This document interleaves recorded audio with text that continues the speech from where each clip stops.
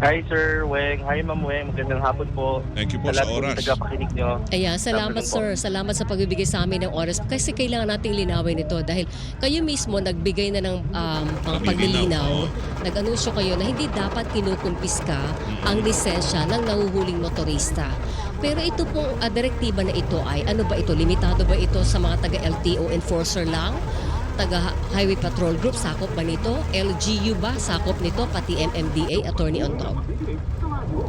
Ma'am and Sir Weng, no, for the information of everyone, yung confiscation naman po ng license by the LTO and our deputized agent is limited to traffic violation. Yes. So if in case po ang involved po dito, meron damage sa property or merong physical injuries or resulting to death, syempre po pwede pong kuhanin yung driver's license. Mm-mm. But when it comes to traffic violations, only the Land Transportation Office and the deputized enforcers of the Land Transportation Office are allowed to confiscate license. Oo. Sabihin ko na rin po, no, because of the Department Order 2026-001 ng ating pong mahal na Secretary Giovanni Lopez, it was suspended po, no? So the confiscation of driver's license is suspended. Mm. So, yun po yung aming sinusunod ngayon. Opo, pero- Currently na batas na sinusunod namin ngayon. Okay. Pero yung utos na yan ng Supreme Court na yan, kanino applicable yan? Sino, may particular bang grupo lang ang pinasuspend niya? Kung nyari, MMDA ang nanghuli sa inyo, hindi pwede kumpiskahin ng mga taga-MMDA. Or kung Metro Manila lang ho ang sakop ng utos na yan, hindi pwede mangumpiska dito sa Metro Manila ng lisensya. Kasi yun ang depensa naman ng LGU Mm. sa area ho ng Bacoor.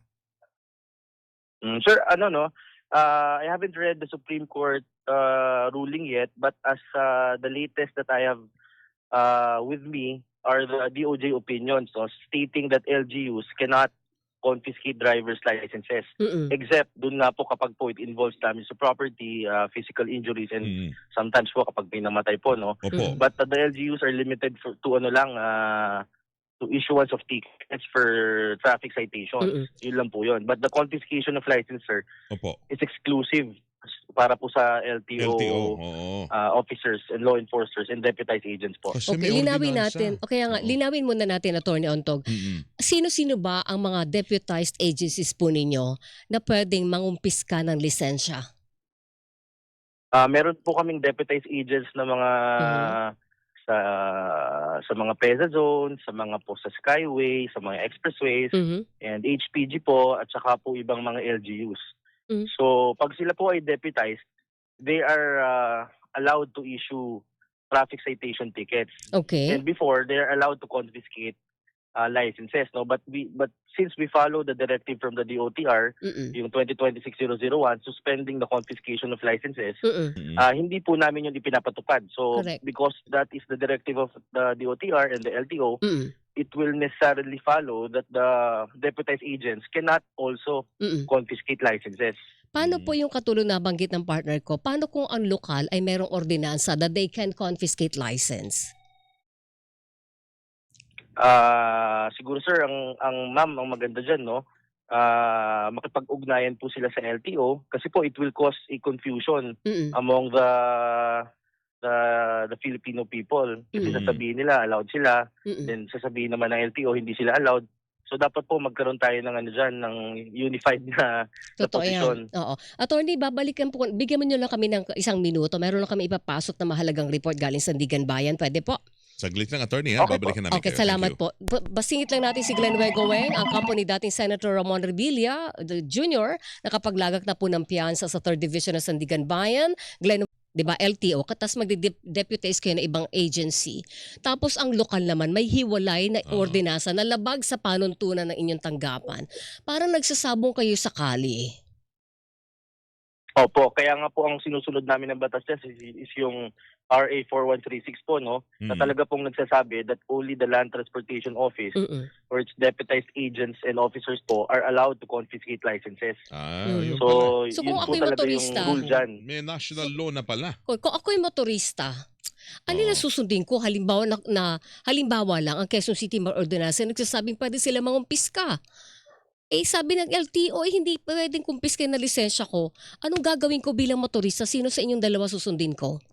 Sir, kaya po meron tayong mga unified systems. The LGUs are connected with the LTO. Mm-mm. Kapag po mga merong traffic violations and citations, mag-issue po sila ng ticket, but they should not be confiscating the licenses. Ang nangyayari po doon, ini-inform po ng LGU ang LTO na meron pong ganitong huli para po by the time po na magre-renew ng lisensya yung taong nahuli, may nakatag po doon ng alarm na ibig sabihin meron siyang na-commit na violations.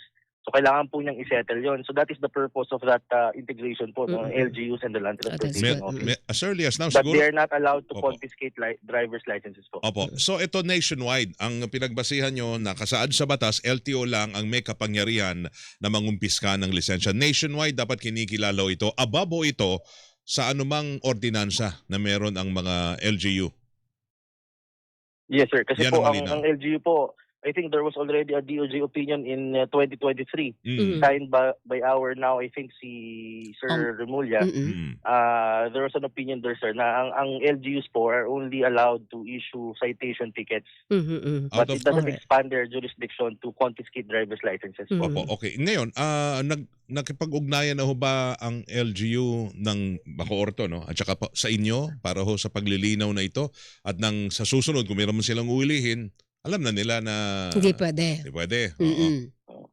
Oo. Sir, as we speak, wala pa po yatang coordination between them, no? But I would like to take this opportunity to invite them also for siguro a joint meeting to discuss the matter para po hindi naman po magdusa or magsuffer yung mga kababayan natin kasi mahirap din po yung mali-mali ang interpretasyon. Maano po tayo doon. Ultimately, magsasakripisyo po doon yung mga tao. Tsaka normally naman talaga hindi dapat, kahit pag halimbawa sinita ang isang motorista, hindi siya dapat pinalalabas ng sasakyan, hindi ba, attorney?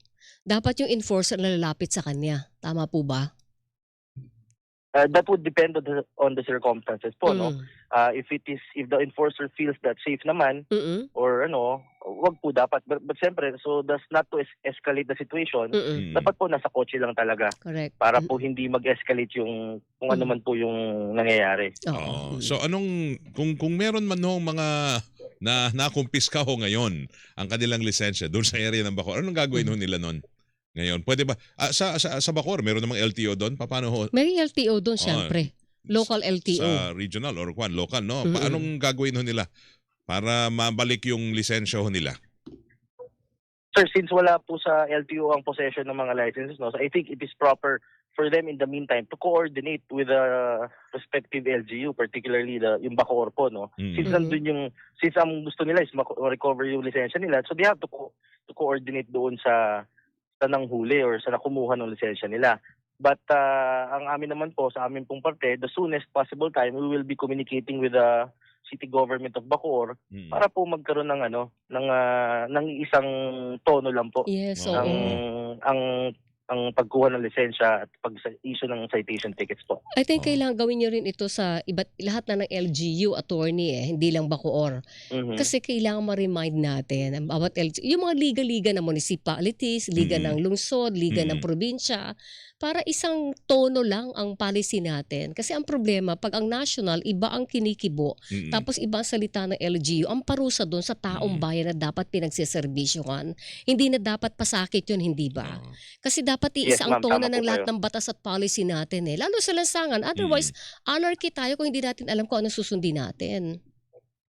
Correct, ma'am. Kaya nga po, siguro ma'am, siguro by end of the day, I will be drafting a letter inviting representatives from the city of Bacoor para po magkausap talaga at mapaliwanag din sa kanila na LTO lang ang may karapatan kumumpis ka ng lisensya. Unless, nasabi ko nga po exemptions, unless it involves damage to property or damage to or physical injuries or may namatay po, yun po, ibang usapan naman po yun. But if it's just a traffic violation or traffic citation, bawal po kami ngayon mangumpis ka ng lisensya. Yun po yung current directive namin from the DOTR.